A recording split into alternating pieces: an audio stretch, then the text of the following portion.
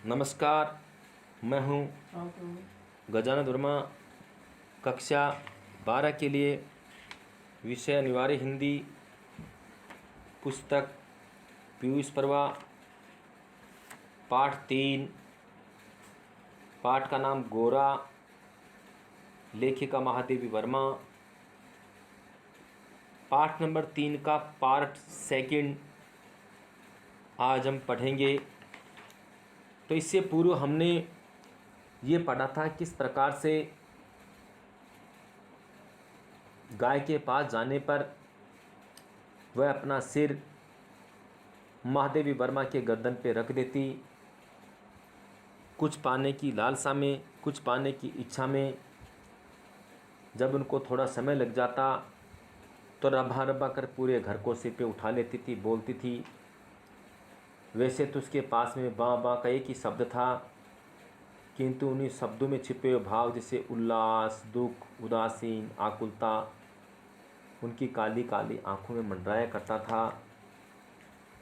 इतने सरल स्वभाव वाली गाय, कुत्ते, बिल्ली उनके पैर, उनके ऊपर और पैरों के नीचे भी खेलते थे।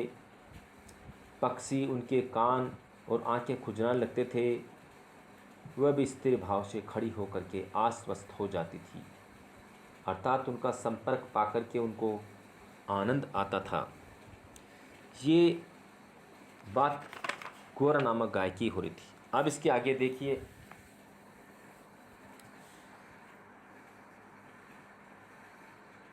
इसके आगे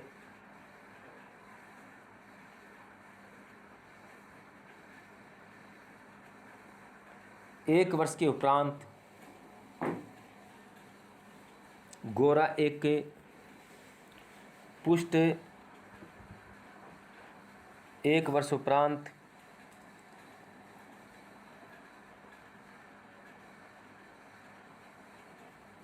गोरा एक पुष्ट सुंदर वत्स की माता बनी। वत्स अपने लाल रंग के कारण गेरू का पुतले जैसा जान पड़ता था। उसके माथे पर पान के आकार का श्वेत तिलक और चारों पैरों में खुरों के ऊपर सफ़ेद वलय ऐसे लगते थे मानो गेरू की बनी हुई वत्स मूर्ति को चांदी के आभूषण से अलंकृत कर दिया गया हो। ये गेरू क्या चीज़ होती है? पहाड़ों में निकलने वाली लाल मिट्टी, उसको बोलते हैं गेरू। लाल लाल पीली पीली सी होती है। तो उनके पैरों पे निशान बने हुए थे। खुद तो सफ़ेद रंग का था, उनके पैरों पे क्या है कि वो लाल लाल रंग के वलय बने हुए थे, इसीलिए उसको क्या कहा? गेरू का पुतला कहा है। अर्थात चारों पैरों पर क्या है? उसके माथे पर पान के आकार का श्वेत तिलक और चारों पैरों खुरों में ऊपर सफ़ेद वलय ऐसे लगते हैं मानो गेरू की बनी हुई मूर्ति को चांदी के आभूषण से अलंकृत कर दिया गया हो। अर्थात तो खुद तो गेरू आकार का था, उनका तिलक सफ़ेद था और उनके पैरों के ऊपर ऐसे वलय बने हुए थे सफ़ेद सफ़ेद, जिससे ऐसा लगता था जिस प्रकार से इन्होंने कोई चांदी के आभूषण पहन रखे हो। बछड़े का नाम रखा गया लालमणि, परंतु उसे सब लालू के संबोधन से पुकारने लगे। माता पुत्र दोनों निकट रहने पर हिमराशि और जलते अंगारे का स्मरण कराते थे। अरे हिमराशि जलते अंगारे का आभूषण कैसे बताया है? हिमराशि तो इसलिए क्योंकि उनकी माता जो गोरा थी एकदम सफ़ेद थी, हिम के समान, बर्फ़ के समान पूरी श्वेत थी। और उनका बेटा जो जिसको आप कैसे लालमणि, लालू जिसको कहकर पुकारते थे, वो पूरा भूरे रंग का था, गेरू रंग का था। तो ऐसा लगता है जैसे कोई आग के समान और वो सफ़ेद। तो क्या कहा? दोनों निकट रहने पर हिमराशि और जलते अंगारे का स्मरण कराते थे। अब हमारे घर में मानो दुग्ध महोत्सव आरंभ हुआ। दुग्ध महोत्सव क्योंकि घर के अंदर पहले थोड़ा दूध होता था, थोड़ा सा ही काम चल पाता था, लेकिन अब दुग्ध महोत्सव आरंभ हो गया क्योंकि लगभग 12 सेर दूध गाय का निकालते थे। कुत्ते, बिल्ली, सारे जीव जंतु पीने के पश्चात भी बछड़ा पीने के पश्चात भी लगभग 12 सेर दूध प्रतिदिन गाय का निकाला जाता था। इसीलिए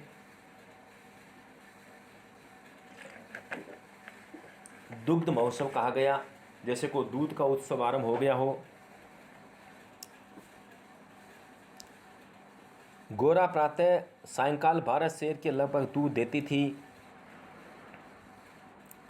अतः लालमणि सत्यवाद अतः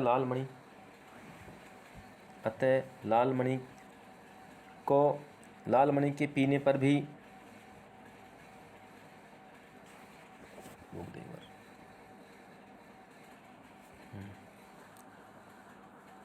अतः लालमणि गोरा प्रातः सायंकाल 12 सेर के लगभग दूध देती थी। अतः लालमणि के लिए कई सेर छोड़ देने पर भी इतना अधिक शेष रहता था कि आसपास के बाल गोपाल से लेकर कुत्ते बिल्ली तक सब पर मानो दुग्धो नहाओ का आशीर्वाद फलित होने लगा। कुत्ते बिल्लियों ने तो एक अद्भुत दृश्य उपस्थित कर दिया था। क्या कर दिया था? कुत्ते बिल्लियों ने तो एक अद्भुत दृश्य उपस्थित कर दिया था। दुग्ध दोहन के समय वे सब गोरा के सामने एक पंक्ति में बैठ जाते थे।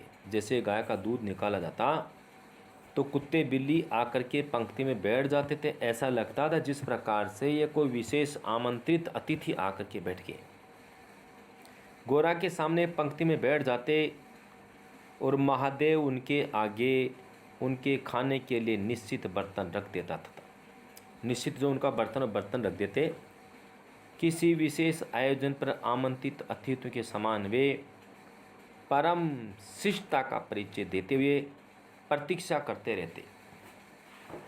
फिर नाप नाप कर सबके पात्र में दूध डाल दिया जाता, जिसे पीने के उपरांत वे एक बार फिर अपने अपने स्वर में कृतज्ञता ज्ञापन सा करते हुए गोरा के चारों ओर उछलने कूदने लगते। जब तक वे सब चले न जाते, गोरा प्रसन्न दृष्टि से उन्हें देखती रहती। जिस दिन उनके आने में विलंब होता, वह रभा रभा कर मानो उन्हें पुकारने लगती। कई बार ऐसा होता, कुत्ते बिल्ली वो नहीं आ पाते या वो उनके दिमाग से निकल जाता, भूल जाते, उनको आने में विलंब हो जाता, तो रभा रभा कर उनको पुकारने लगती, अर्थात आवाज़ दे देकर उनको पुकारती। पर अब दुग्ध दोहन की समस्या कोई समाधान चाहती थी।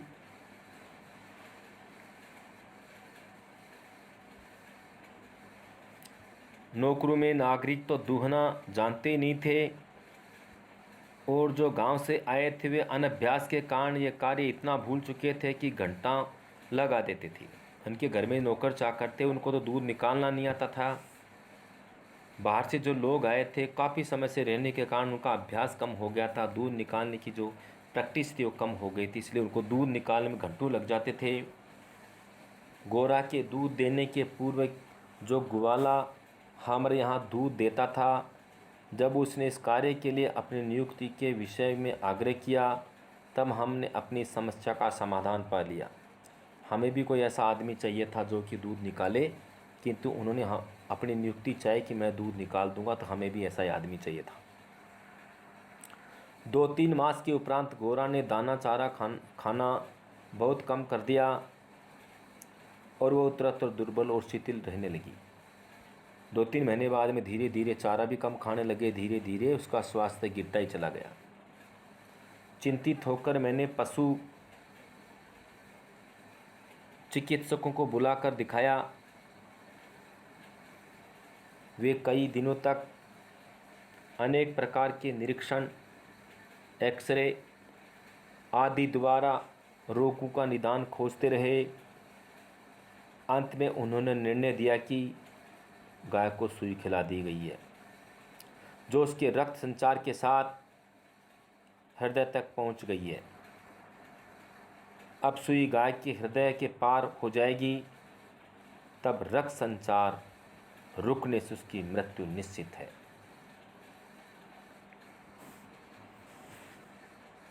मुझे कष्ट और आश्चर्य दोनों की अनुभूति हुई। सुई खिलाने का क्या तात्पर्य हो सकता है? दाना चारा तो हम स्वयं देखभाल कर देते हैं, परंतु संभव है उसी में सुई चली गई होगी। पर डॉक्टर के उत्तर से ज्ञात हुआ कि दाने चारे के साथ गई हुई सुई गाय के मुख में छिद कर रह जाती है, अर्थात मुंह में रह जाती है। गुड़ की बड़ी दली के भीतर रखी सुई गले के नीचे उतर जाती है और अंततः रक्त संसार में मिल करके हृदय में पहुंच सकती है। डॉक्टर ने बताया कि अगर चारे के साथ में अगर सुई चली जाए तो मुंह में छिद करके मुंह में रुक जाती है, मुंह से नीचे नहीं उतरती। किंतु ये कोई योजनाबद्ध तरीके से काम किया जाता है। गुड़ की बड़ी सी डली के अंदर सुई डालकर खिला देने पर वह रक्त संचार को बंद कर देती है, हृदय में चली जाती है, ऐसा डॉक्टर ने कहा।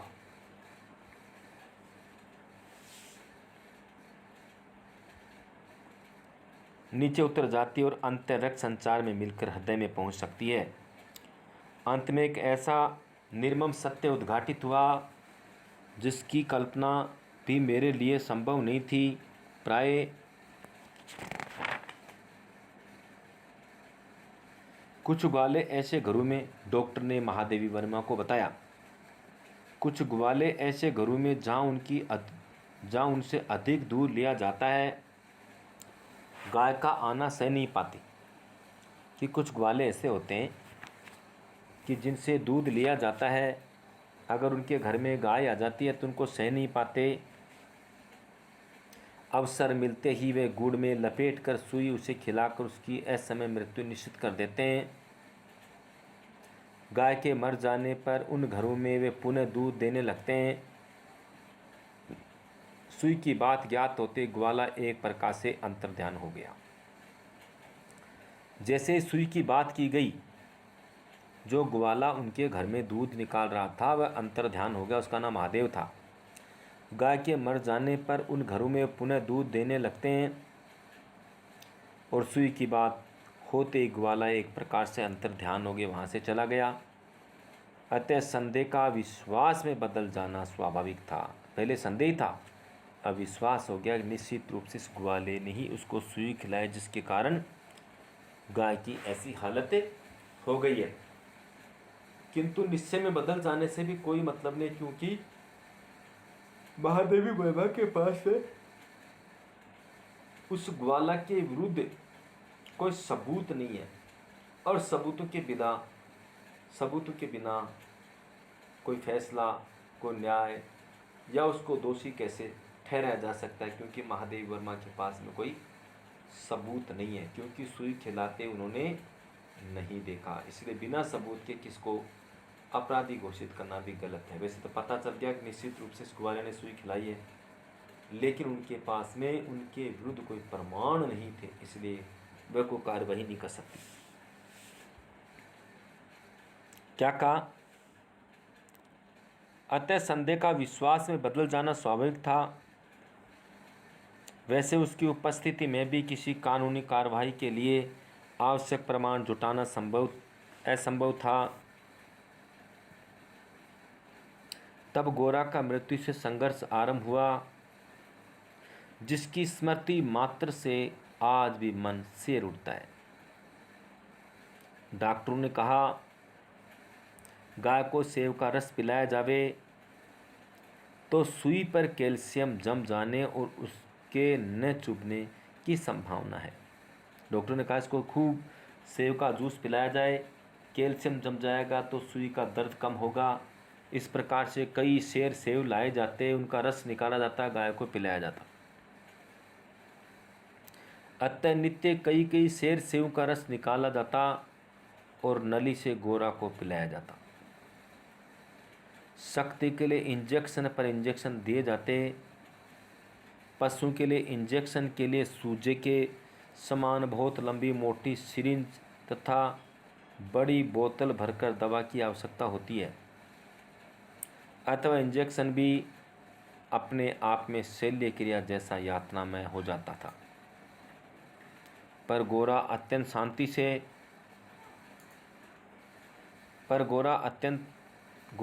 शांति से बाहर और भीतर दोनों ओर की चुभन और पीड़ा सहती थी। बाहर और भीतर कैसे चुभन सहती थी? अंदर तो वो सुई हृदय के आर पार हो रही थी लगातार वो दर्द, और बाहर लगातार इंजेक्शन लगते थे। उनके स्वास्थ्य को ठीक रखने के लिए प्रतिदिन इंजेक्शन लगते थे। इस प्रकार से गाय बाहर और भीतर दोनों पीड़ाओं को सहती थी। केवल कभी कभी उसकी सुंदर पर उदास आंखों के कोनों पर पानी की 2 बूंदें झलकने लगती थी। अब वह उठ नहीं पाती थी, परंतु मेरे पास पहुंचते उसकी आंखों में प्रसन्नता की छाया सी तैरने लगती। पास जाकर बैठने पर वह मेरे कंधे पर अपना मुख रख देती थी और अपनी खुरदरी जीभ से मेरी गर्दन चाटने लगती थी।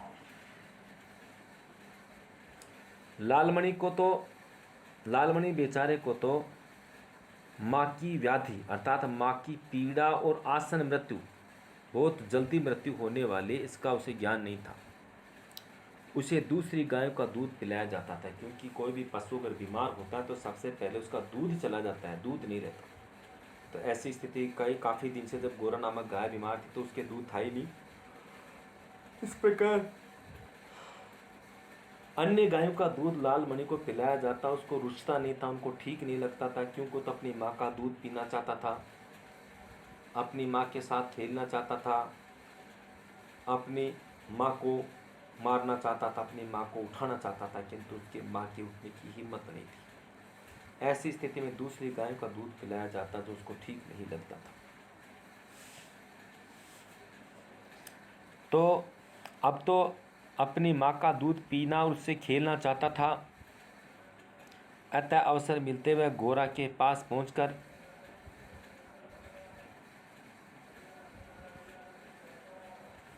या अपना सिर मार मार कर उसे उठाना चाहता था, या खेलने के लिए उसके चारों ओर उछल कूद कर परिक्रमा ही कर देता रहता था। मैंने बहुत से जीव जंतु पाल रखे हैं, अतः उनमें से कुछ समय असमय विदा देनी पड़ती है।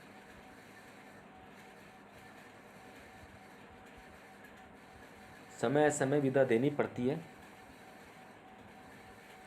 परंतु ऐसी मरम व्यथा मुझे स्मरण नहीं। इतनी हृष्ट पुष्ट सुंदर दूसरी उज्जवल पैसवनी गाय अपने इतने सुंदर चंचल वश को छोड़कर किसी भी क्षण निर्जीव और निश्चेष्ट हो जाएगी, ये सोचकर भी आंसू आ जाते थे।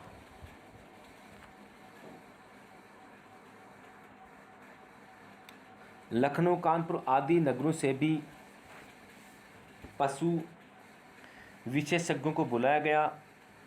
स्थानीय पशु चिकित्सक दिन में 2-3 बार आते रहे, परंतु किसी ने ऐसा उपचार नहीं बताया जिसे आशा की कोई किरण मिलती। निरुपाय मृत्यु की प्रतीक्षा का मर्म वही जानता है जिसे किसी असाध्य और मरणासन रोगी के पास बैठना पड़ा हो। अरे वही जानता है जो किसी रोगी के पास में, मरने वाले व्यक्ति के पास में ठहरा, उसी को पता होता है कि मृत्यु क्या चीज़ है। जब गोरा की सुंदर चमकीली आंखें निष्प्रभ हो चली और सेव का रस भी कंठ में रुकने लगा, तब मैंने अंत का अनुमान लगा लिया। अब मेरी एक ही इच्छा थी कि मैं उसके अंत समय उपस्थित रह सकूं। दिन में नहीं, रात में भी कई बार उठकर मैं उसे देखने जाती रही। अंत में एक दिन ब्रह्म मुहूर्त के 4 बजे जब मैं गोरा को देखने गई, तब जैसे उसने अपना मुख सदा के समान मेरे कंधे पर रखा,